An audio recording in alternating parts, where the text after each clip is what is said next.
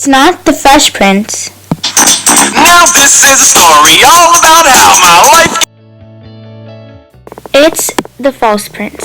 In the False Prince, it starts off in Carthia when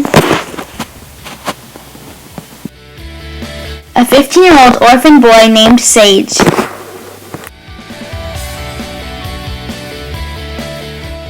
tries to steal meat from the butcher. Just as he was making his way back to the orphanage, he is tripped by a tall, dark-skinned, muscular man.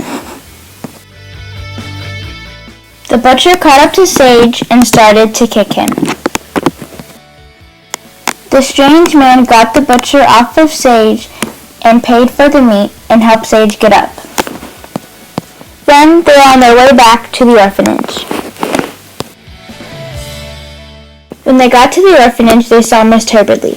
Miss Turbidly is the big fat woman who owns the orphanage. She dislikes all the kids there.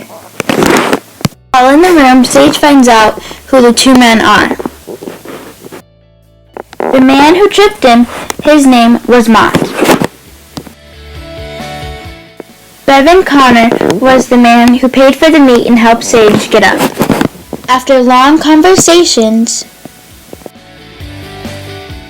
Connor decided to take Sage with him. Sage tried to run away and escape. Mott caught him and Sage was then knocked out by one of Connor's mean workers. The mean worker who punched Sage was Craigen. Once they arrived at the place, Sage met everybody there. Roden, orphan, 14 years old, healthy-looking, large, tan, and good with swords. Tobias, 14 years old, orphan, tall, thin, and very educated. Latimer is very sick and eventually was killed by Craigen and didn't make it that long. There were many challenges, but the boys didn't know what it was for.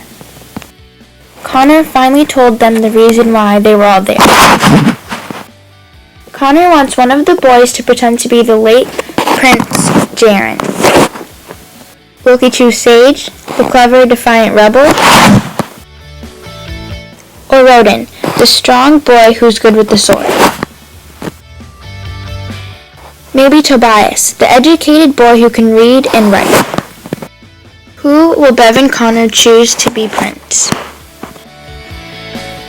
Read The False Prince to find out what happened to the Kingdom of Carthia and what happens to the new prince.